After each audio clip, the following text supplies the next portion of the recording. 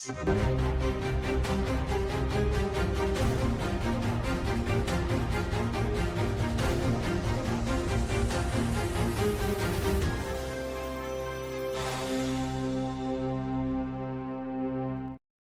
California ਦੇ ਵਿੱਚ ਸਵਾਗਤ ਹੈ। ਮੈਂ ਰਾਜਕਨਵੀਰ ਸਿੰਘ, ਜੁੜ ਚੁੱਕੇ ਨੇ ਹਰਜੋਤ ਸਿੰਘ ਜੀ। ਜੀ ਆਇਆਂ ਨੂੰ ਸਵਾਗਤ ਹੈ। ਸਤਿ ਸ਼੍ਰੀ ਅਕਾਲ ਜੀ।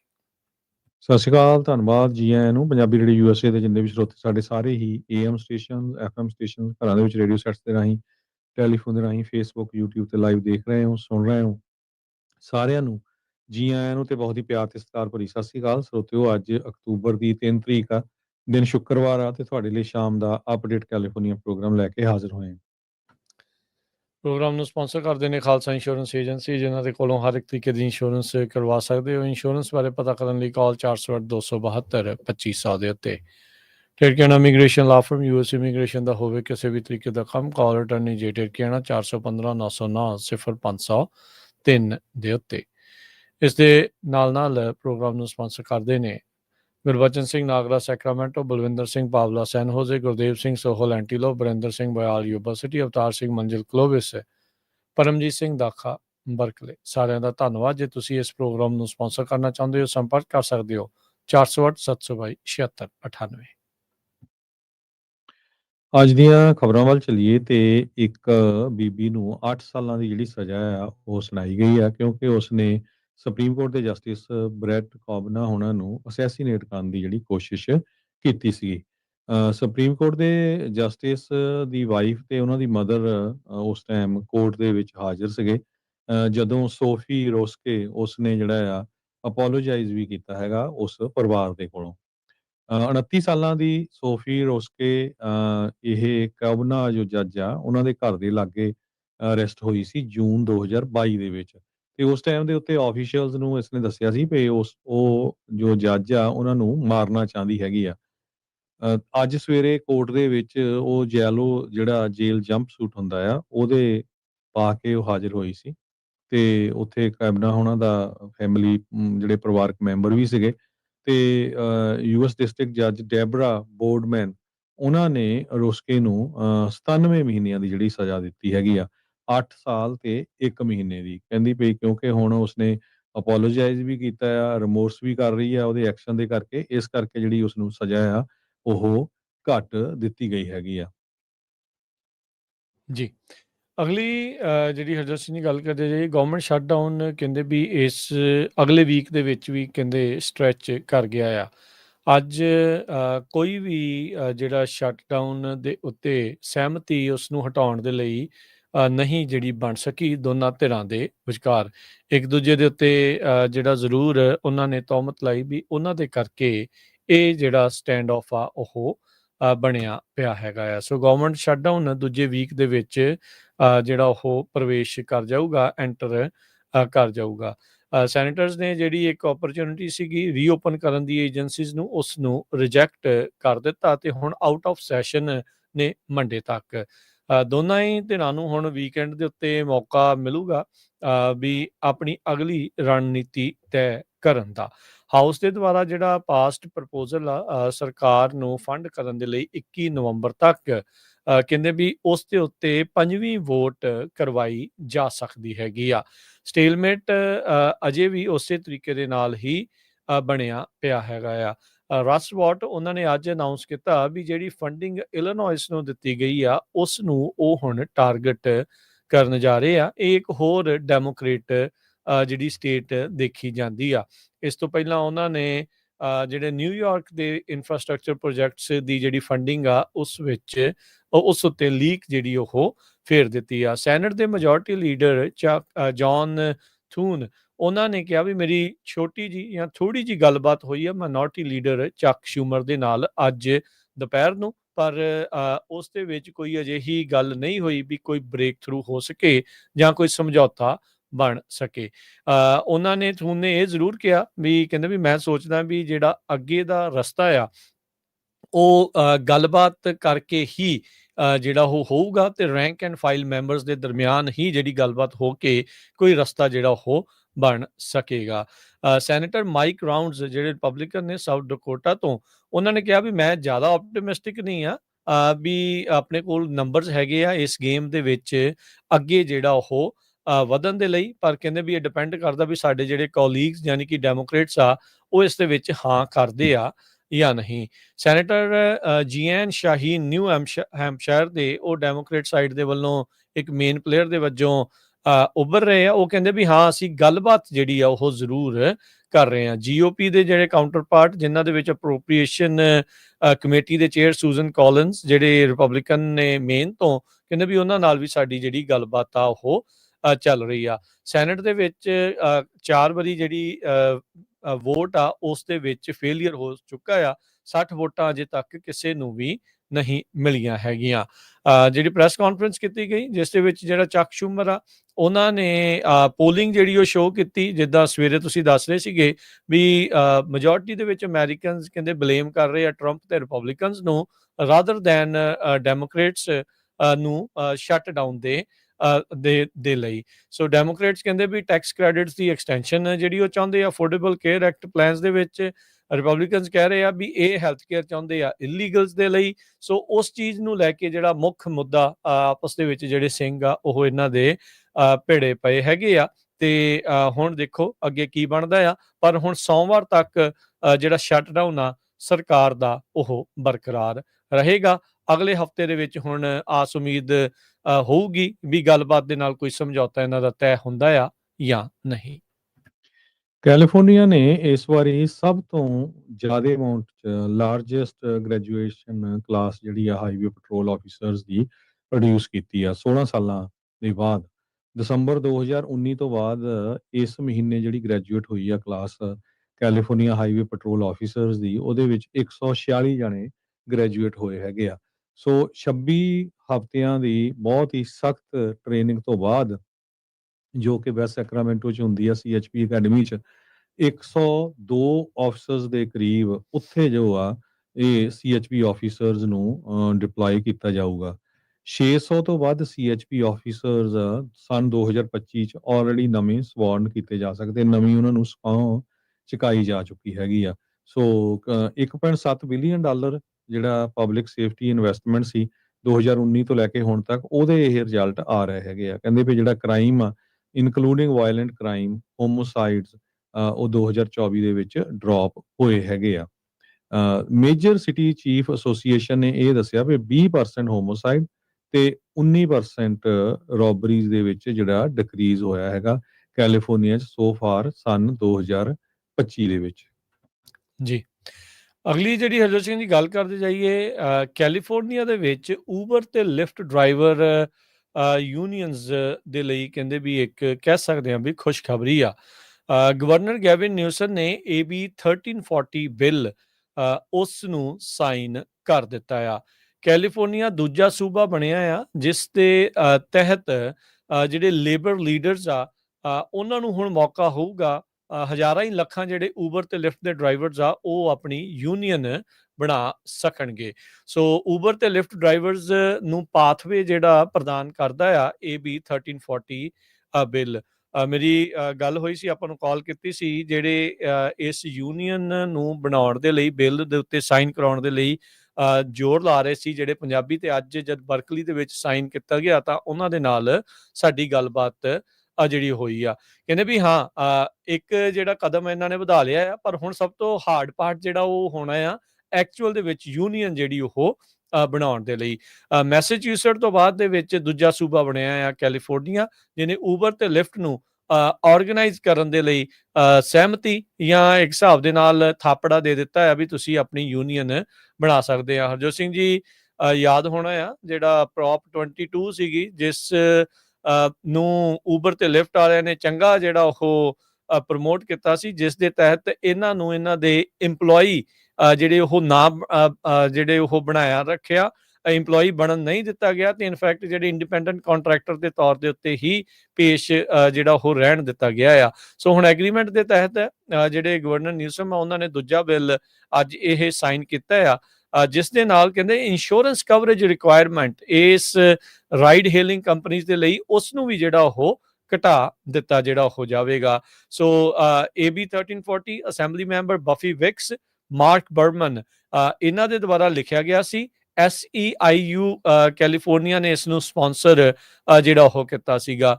ਉਹਨਾਂ ਦੇ ਜਿਹੜੇ ਐਗਜ਼ੈਕਟਿਵ ਡਾਇਰੈਕਟਰ ਟੀਆ ਔਰ ਉਹਨਾਂ ਨੇ ਇਸ ਐਗਰੀਮੈਂਟ ਨੂੰ ਕਹਿੰਦੇ ਵੀ ਉਹ ਪੇਂਟ ਕੀਤਾ ਹੈਗਾ ਆ। ਸੋ ਕਹਿੰਦੇ ਵੀ ਇਹ ਸਾਰਾ ਕੁਛ ਇੱਕ ਵਧੀਆ ਚੀਜ਼ ਜਿਹੜੀ ਉਹ ਵਾਪਰੀ ਆ। ਕਹਿੰਦੇ ਵੀ ਇਹ ਫੰਡਾਮੈਂਟਲ ਰਾਈਟ ਨੇ ਵਰਕਰਸ ਦੇ, ਤੇ ਕੈਲੀਫੋਰਨੀਆ ਨੇ ਕਹਿੰਦੇ ਵੀ ਇਸ ਨੂੰ ਇੱਕ ਹਿਸਾਬ ਦੇ ਨਾਲ ਮਨਜ਼ੂਰੀ ਦੇ ਕੇ ਇਹਨਾਂ ਰਾਈਟਸ ਨੂੰ ਜਿਹੜਾ ਆ ਉਹ ਸਾਥ ਦਿੱਤਾ ਆ।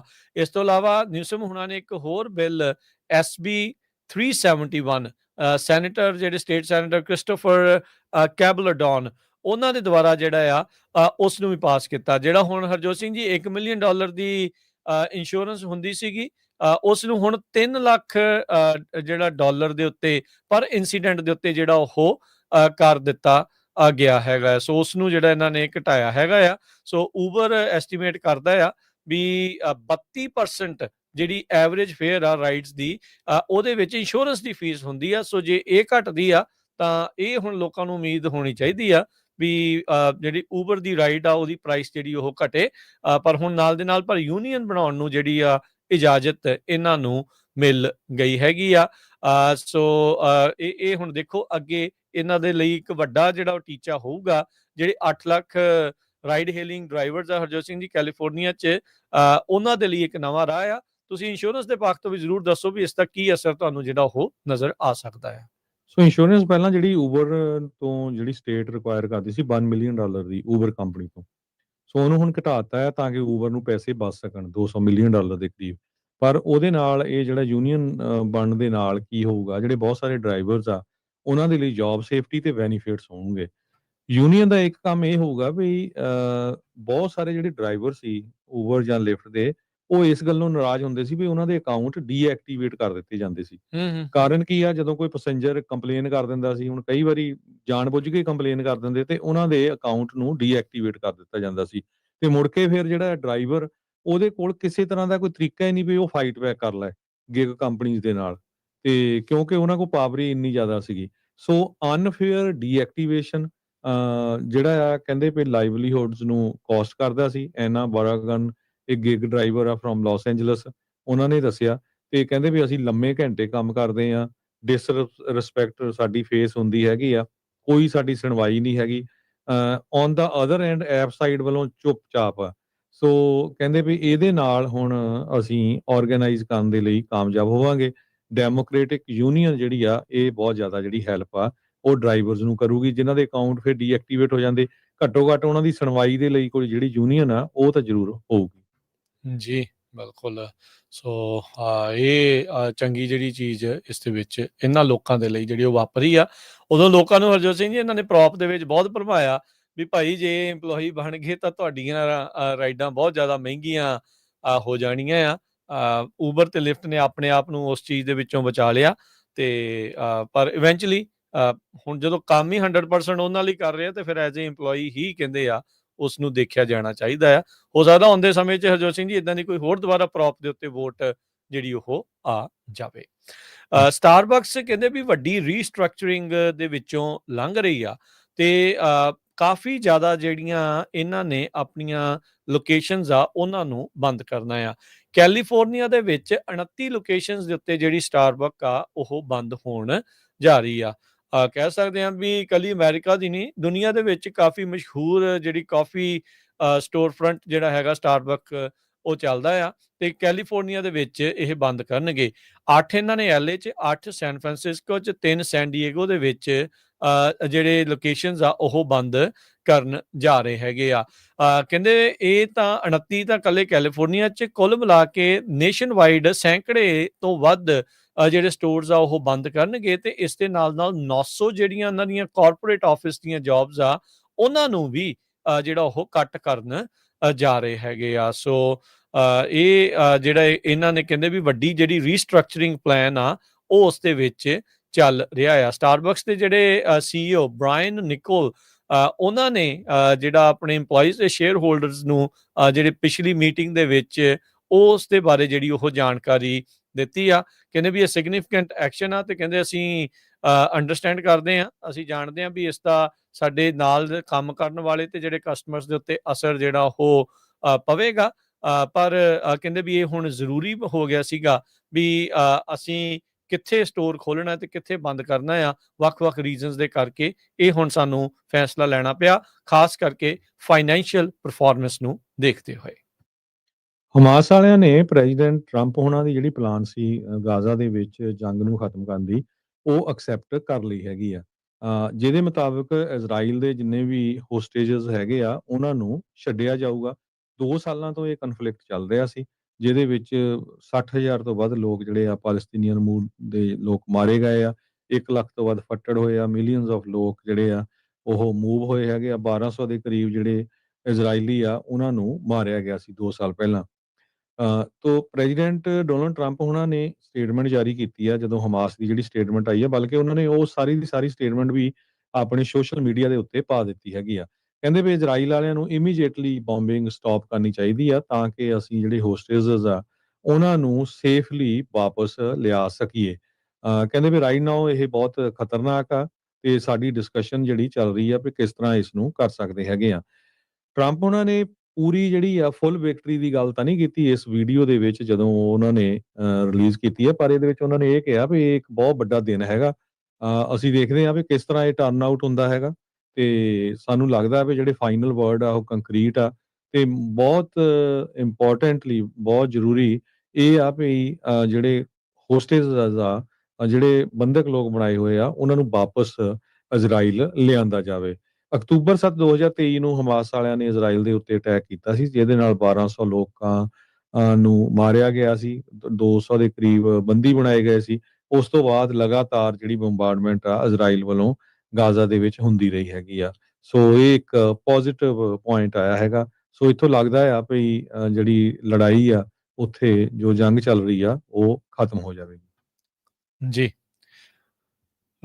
ਤੇ ਹਰਜੋਤ ਸਿੰਘ ਜੀ, ਸਮਾਂ ਵੀ ਆਪਣੇ ਪ੍ਰੋਗਰਾਮ ਦਾ ਜਿਹੜਾ ਉਹ ਜੀ, ਇੱਕ ਦੋ ਖਬਰਾਂ ਹੋਰ ਜੀ, ਰਾਜਕਨਵੀਰ ਸਿੰਘ ਜੀ ਇੰਪੋਰਟੈਂਟ ਹੈਗੀਆਂ, ਉਹ ਜ਼ਰੂਰ ਸਾਂਝੀਆਂ ਕਰਨੀਆਂ।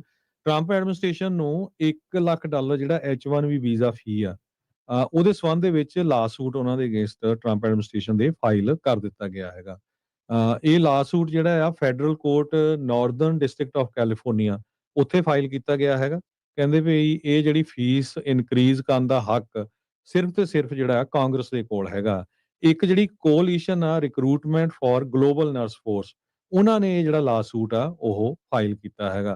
ਕਹਿੰਦੇ ਵੀ ਇਹ ਜਿਹੜਾ ਕਨਸਟੀਟਿਊਸ਼ਨ ਆ ਉਸ ਨੂੰ ਵਾਇਲੇਟ ਕਰਦਾ ਆ। Constitution assigns the power of purse to Congress, ਕਹਿੰਦੇ ਵੀ ਕਾਂਗਰਸ ਹੀ ਇਹ ਜਿਹੜਾ ਕਰ ਸਕਦੀ ਹੈਗੀ ਆ। ਸੋ ਇਹ ਪਹਿਲਾ ਲਾਸੂਟ ਜੋ ਆ ਉਹ ਫਾਈਲ ਕੀਤਾ ਗਿਆ। 400 ਤੋਂ ਵੱਧ ਲਾਸੂਟ ਜਿਹੜੇ ਆ ਟਰੰਪ ਐਡਮਿਨਿਸਟ੍ਰੇਸ਼ਨ ਦੇ ਅਗੇਂਸਟ ਹੁਣ ਤੱਕ ਫਾਈਲ ਹੋ ਚੁੱਕੇ ਆ, ਕੋਈ ਇਮੀਗ੍ਰੇਸ਼ਨ ਨੂੰ ਲੈ ਕੇ, ਕੋਈ ਵੱਖ-ਵੱਖ ਮੁੱਦਿਆਂ ਨੂੰ ਲੈ ਕੇ।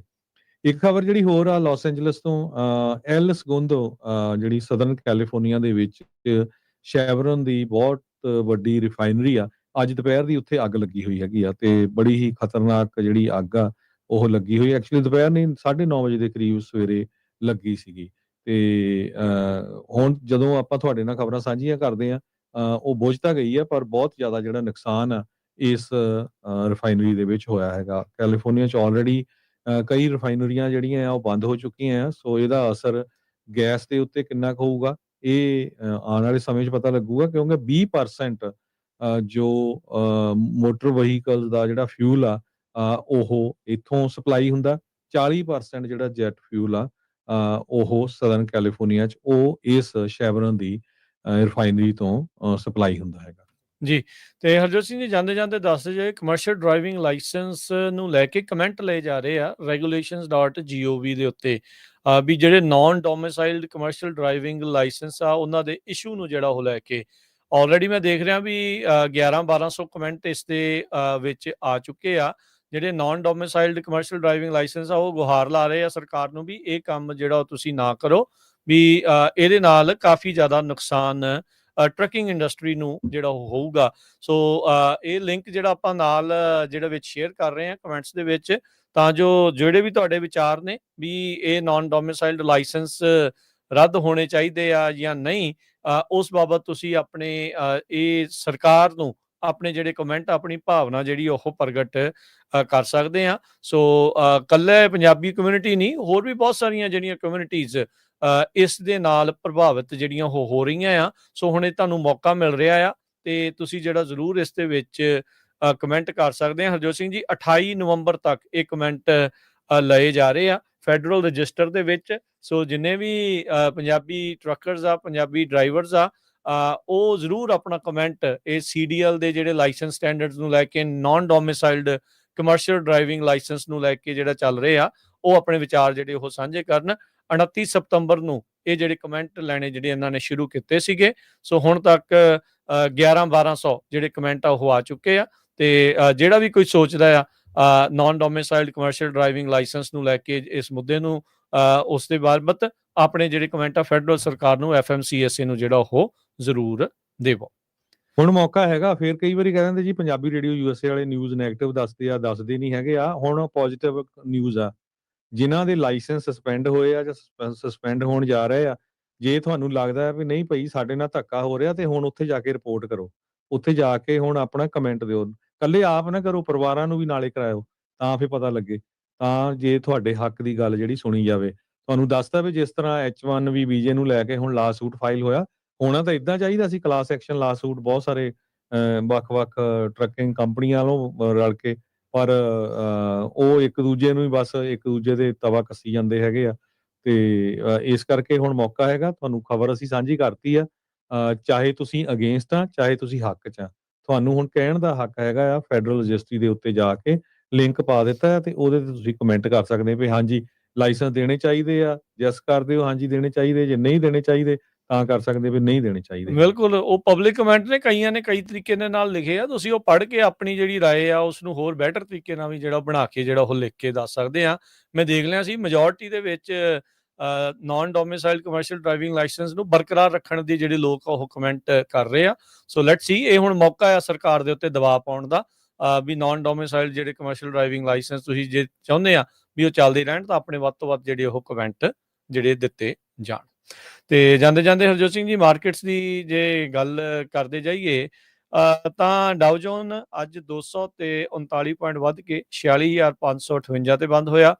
S&P ਬਰਾਬਰ ਹੀ ਰਿਹਾ ਤੇ 6716 ਤੇ ਬੰਦ ਹੋਇਆ। ਨੈਸਡੈਕ 64 ਪੁਆਇੰਟ ਘਟ ਕੇ 22,781 ਦੇ ਉੱਤੇ ਬੰਦ ਹੋਇਆ। ਸੋਨੇ ਦਾ ਭਾਅ $3912 ਪ੍ਰਤੀ ਆਉਂਸ, ਕੱਚੇ ਤੇਲ ਦੀ ਕੀਮਤ $61 ਪ੍ਰਤੀ barrel, 10 year yield 4.12%, crypto currency 'ਚ ਬਿਟਕੋਇਨ 1,22,197 ਤੇ ਅਥੀਰੀਅਮ 4501 US$ ਦੇ ਬਰਾਬਰ ਚੱਲ ਰਿਹਾ ਹੈ।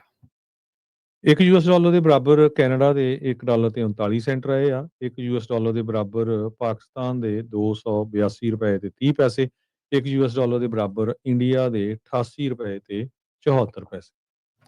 ਜੀ, ਇੱਥੇ ਹੀ ਸਾਡੇ ਪ੍ਰੋਗਰਾਮ ਦੀ ਹੁਣ ਸਮਾਪਤੀ। ਮੇਰੇ ਰਾਜਕਰਮਜੀਤ ਸਿੰਘ ਵੱਲੋਂ ਇਹ ਹਰਜੋਤ ਸਿੰਘ ਵੱਲੋਂ ਸਭ ਨੂੰ ਪਿਆਰ ਭਰੀ ਸਤਿ ਸ਼੍ਰੀ ਅਕਾਲ। ਸੁਣਦੇ ਰਹੋ, ਦੇਖਦੇ ਰਹੋ ਪੰਜਾਬੀ ਰੇਡੀਓ USA।